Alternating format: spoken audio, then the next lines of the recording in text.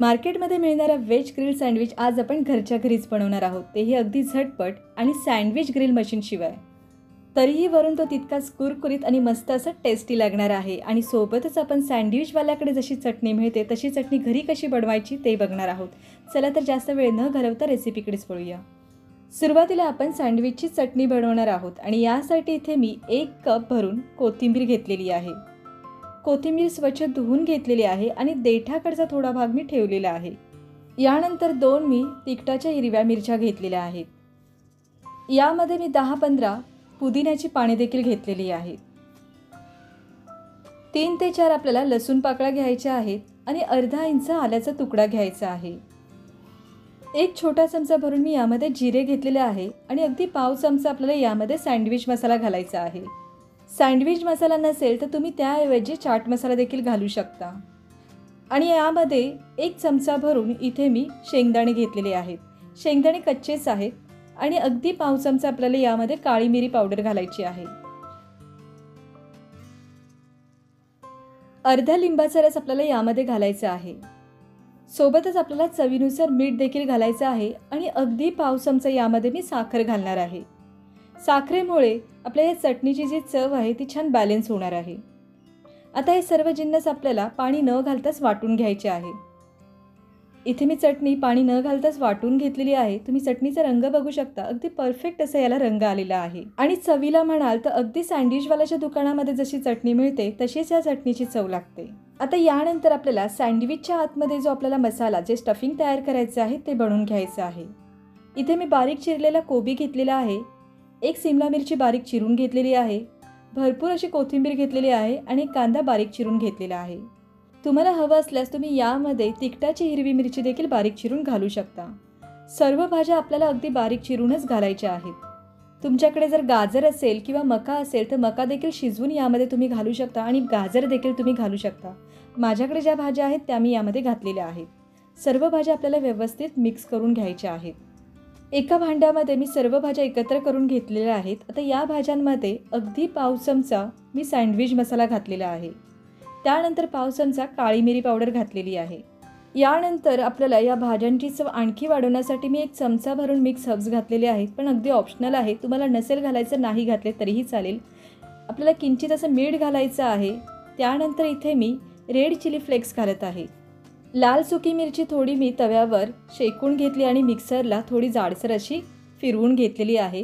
ते chilli flakes यामध्ये घातलेले आहे आणि आत्ता मी किसून घेतलेला चीज घालत आहे. रेड चिली फ्लेक्सऐवजी तुम्ही हिरवी मिरची बारीक चिरून घातली तरीही चालेल. आता हे सर्व जिन्नस आपल्याला व्यवस्थित मिक्स करून घ्यायचं आहे. इथे मी हे स्टफिंग देखील तयार करून घेतलेलं आहे. आता आपल्याला सँडविच बनवायला घ्यायचं आहे. इथे सँडविचसाठी मी नॉर्मल ब्रेड घेतलेला आहे. तुम्हाला जर व्हीट ब्रेड घ्यायचे असेल तर ते देखील घेऊ शकता. ब्रेडला सुरुवातीला आपल्याला सर्व बाजूनी व्यवस्थित असं बटर लावून घ्यायचं आहे. सर्व ब्रेडला मी बटर लावून घेणार आहे.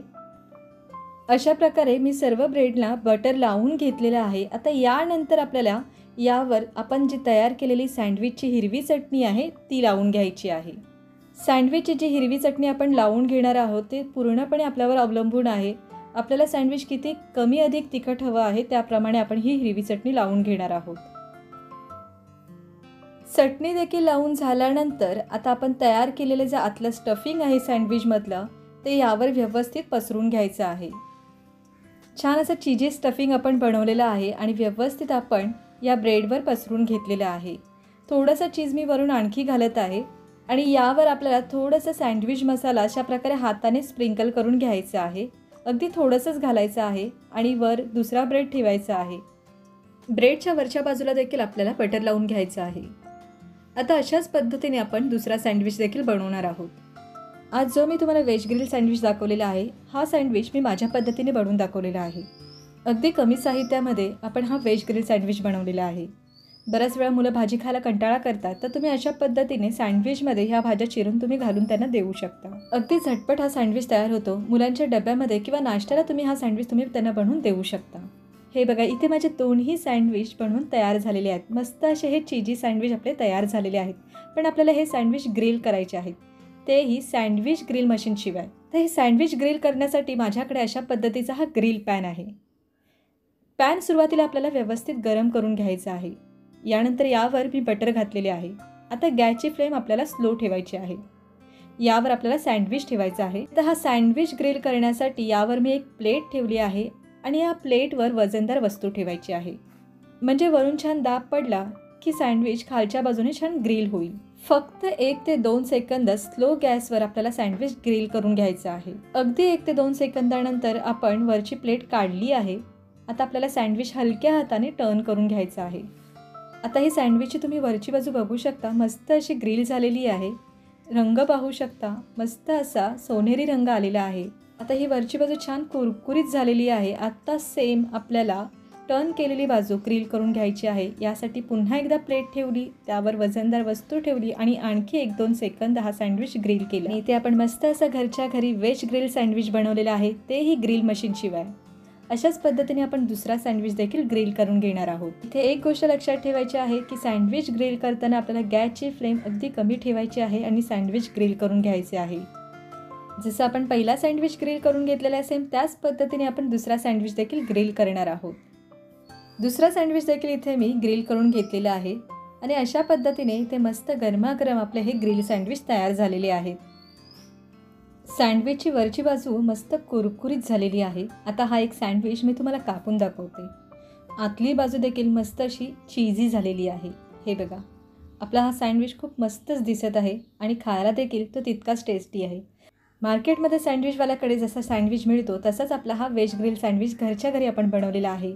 भरपूर भाज्या आणि मस्त असं चीज टाकलेलं आहे, त्यामुळे आतमधून देखील मस्त वेजी आणि चीजी झालेलं आहे.